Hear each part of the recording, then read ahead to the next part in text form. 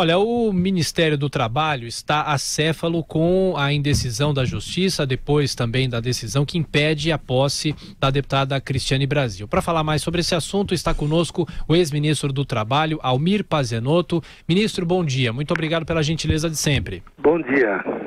Ministro, o senhor tem uma longa carreira nessa área do trabalho, o senhor já ocupou, obviamente, o Ministério. O que o senhor pensa em relação a isso? Você condicionar um ministério a uma pessoa que talvez não tenha qualquer condição de assumir essa pasta e é uma questão mais técnica do que política. Assumir o Ministério é uma questão técnica e não política. Mas o que o senhor pensa sobre isso, sobre esse impasse?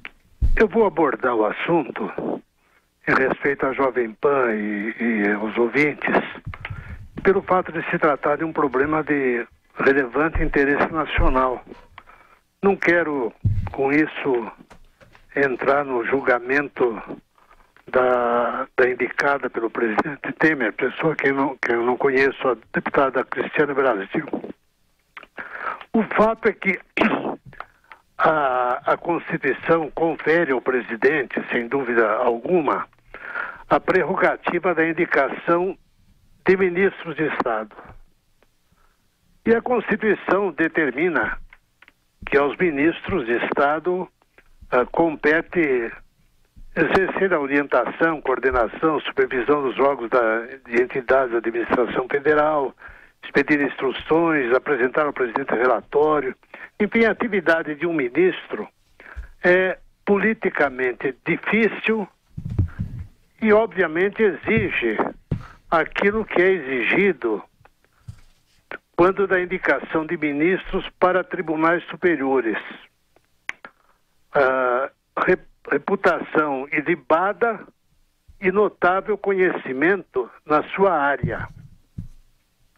Não é possível a indicação de alguém para exercer um ministério, qualquer que seja ele, mas especialmente da fazenda, do trabalho, do planejamento, da saúde, de transportes, da educação, sem se saber qual o currículo do candidato ou do indicado. A meu ver, o currículo da deputada Cristiane Brasil não foi revelado publicamente.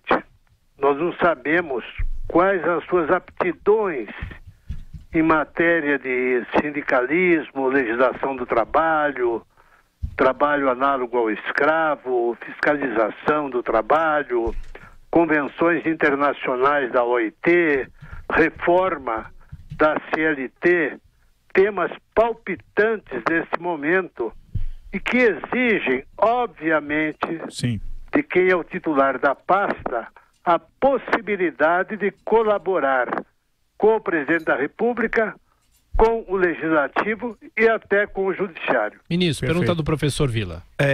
Bom dia, ministro Almir Pazzianotto, é um enorme prazer voltar a conversar com o senhor, né? Bom dia, professor Vila. Tudo bem, deixa eu perguntar uma questão. Falando em ter gabarito para ser ministro, vou usar uma expressão mais popular, a gente pode dizer que o senhor, quando chegou ao Ministério do Trabalho, já tinha sido deputado estadual, por algumas legislaturas, advogado trabalhista antes, secretário do Trabalho do governo Montoro, né? Quando chegou ao Ministério do Trabalho e depois foi para o TST e chegou a presidir também o Tribunal Superior do Trabalho, tal, além de ter escrito muito sobre o tema.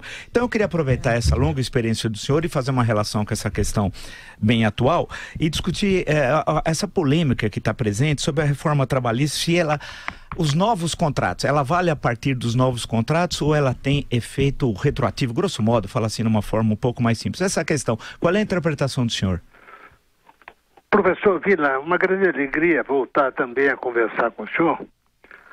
Eu publico um artigo hoje, aplicação da lei no tempo, no Correio Brasiliense, onde examino, no espaço de um artigo, de um breve artigo, as questões mais relevantes acerca dessa matéria. A Constituição, ela, nesse aspecto, repete aquilo que foi dito nas Constituições anteriores. A lei não prejudicará o direito adquirido, o ato jurídico perfeito e a coisa julgada. Este dispositivo consta da Lei de Introdução às Normas de Direito Brasileiro, que é o nome atual da antiga Lei de Introdução ao Código Civil.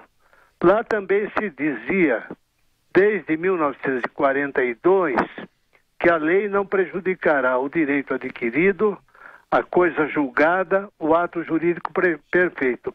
Mas a lei de introdução vai além, porque define o que é coisa julgada, o que é direito adquirido e o que é ato jurídico perfeito.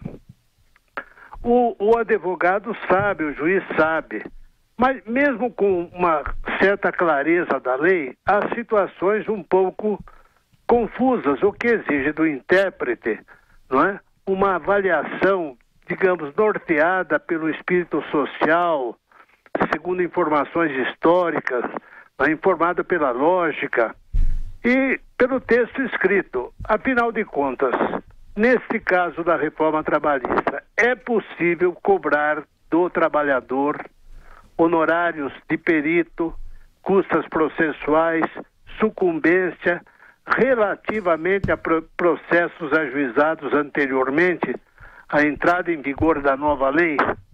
Eu entendo que não. Eu sustento no artigo que não, porque isto trouxe fatores surpreendentes que o reclamante lá no passado, 2, 3, 1 ano, 6 meses antes, não teria condições de avaliar. Um outro aspecto importante da lei é quando, aparentemente, pelo menos está no texto, tenta criar obstáculos financeiros ao ajuizamento de reclamações trabalhistas. E num tom ameaçador, diz ao reclamante: olha, se você perder, vai pagar custas, vai pagar honorários, e para requerer uma perícia, você deve depositar o dinheiro do perito. Ok. Convenhamos, professor Vila, a grande maioria da classe trabalhadora não teria condições de entrar em juízo para reivindicar direitos ameaçados ou lesados com exigências dessa ordem. Ministro, olha, muito obrigado pela gentileza com os ouvintes aqui da Jovem Pan. Conversamos com o ex-ministro do Trabalho, Almir Pazianotto. Mais uma vez, obrigado, ministro. Bom fim de semana, até a próxima. Eu que agradeço. Bom final de semana.